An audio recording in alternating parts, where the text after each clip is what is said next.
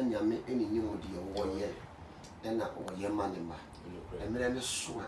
enyina no emere ne so a ye beko akogbu akonta akọchire ye bofo no sanity enti no ebi ho no mo a na ye ne nkarabia na emere na ye dan aso ebi ho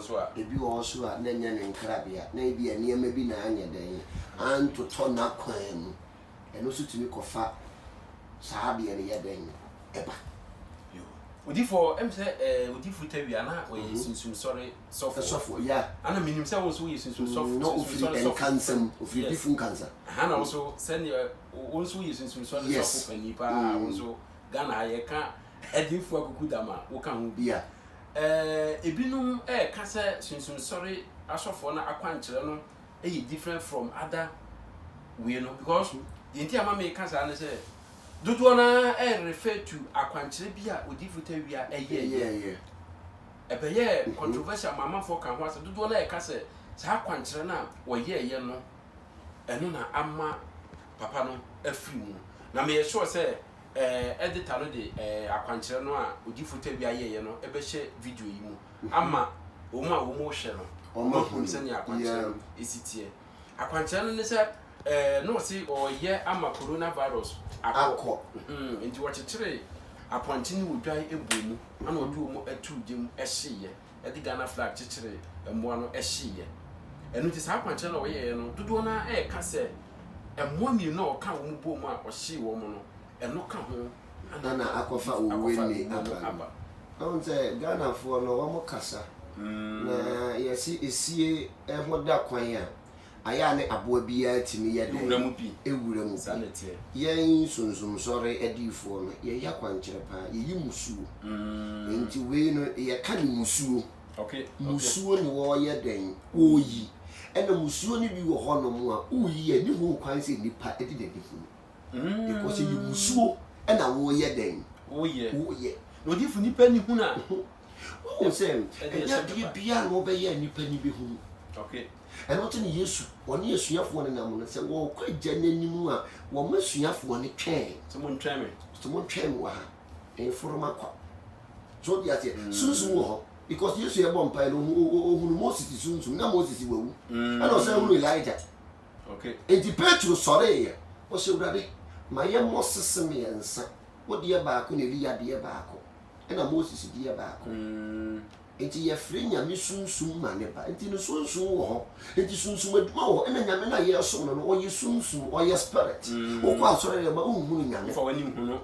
nyame ka che Nikodemo te se obia wo sunsun o te se mframa o te ne nka ne sunsun no se sunsun ebe ba physical way a this our friend nipamu the ye aduma ena wa ba ye se asase enti obi bia na wa mfa wo ba ase no ontiment asase so to ba this our fast asase enti bra Yesu Kristo wo ba no ofa wo ba ase nka Nyankopɔn wotumi so betumi ama na ba direct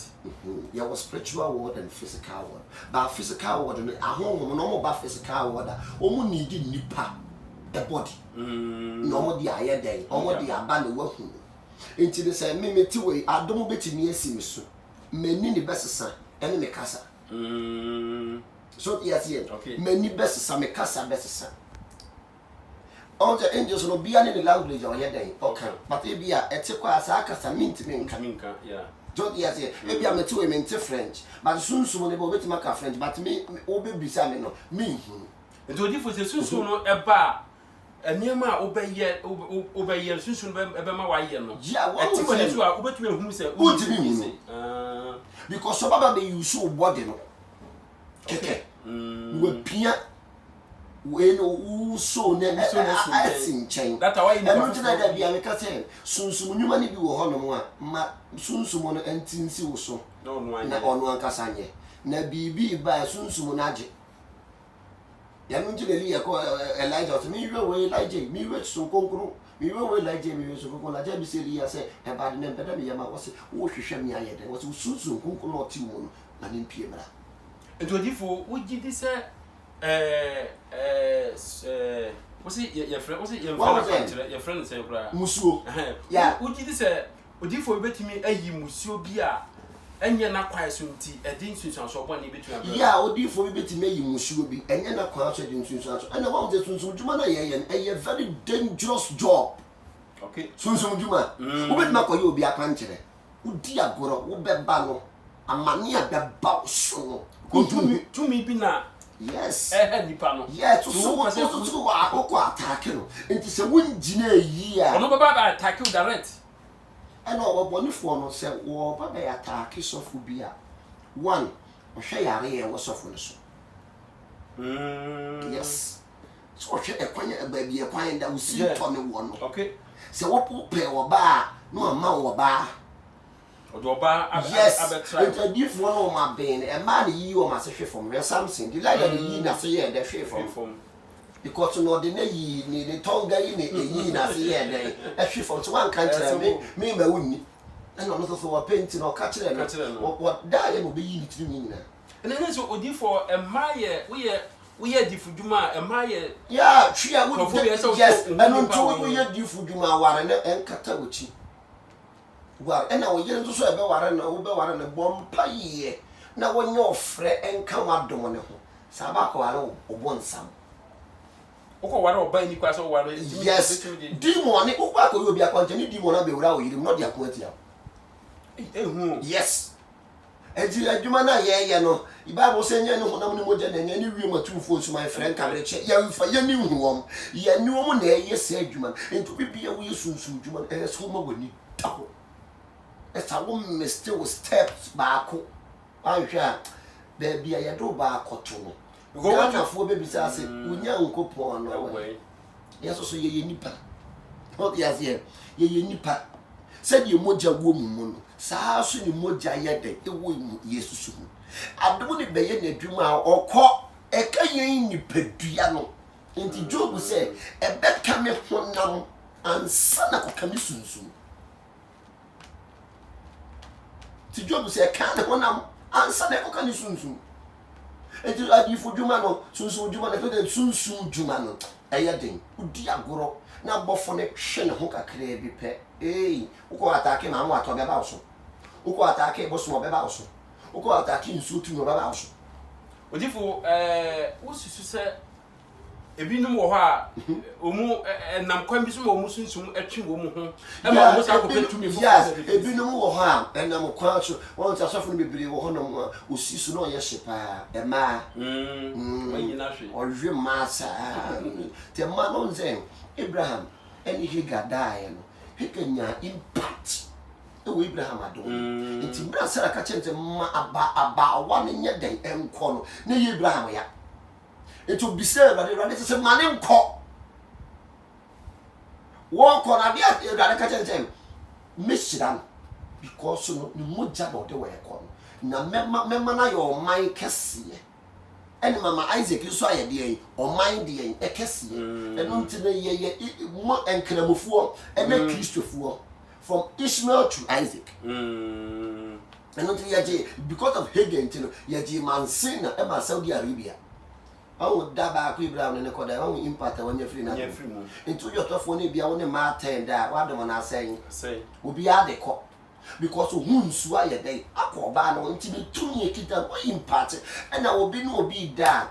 exchange of spirit into no what dark here or ma what dark no na onu na je what the white no sanity yes to you Odiyifoc na want to two niam yi na kwan be da wo Ghana for baby says we nyankopon na way because Ghana for yes na say obi kura pese ombre waso wetumi de ema one time wo betimi de oba be sum fidi enya Odiyifoc bebre pema ade e hawo mo no problem e wa Odiyifoc ho bebre pema omo ebinum kura timi ka se ema yo yes obi won no pema o so ba ne two sisi wasana na bibi ontimi se no ho so bebre eno na eyi wo mo ye den ehwe fom enti obi benya Odiyifoc bi a wo ye din pa na so de for ba mu because oba wo ho no mo no odi agoro ema wo mo ye dangerous odi agoro obema agoro di nti no wo ye Odiyifoc a etwa se o ma wani ye den eda ho na niema bi wo ho no ma watoto ni yie Truth yes here. What to turn near me year. It's him and a bassa. Odiyifoc And one so be on no more, nay and in Carabia. Okay. Time or so yeah. 1 year now. And before I 1 year now want it. Odiyifoc na we Odiyifoc obre ebeso anase ya sabi ube a obetumi ehunu because do na e ka say ebi wa wa bisi o o ma hunhu o hini Zekaya se no ba bi na Isaiah called nche o se Awurade kai me se de man nante wanim wo no kore enu ntine diefo ni bebre enya time ma wo mo ho okay ebi a wo hwa bonten sofo ne me de asem wo fi ana adom wo so adom wo de se chinye ti wo a wo hye wase no esu pagya wani na wo hwe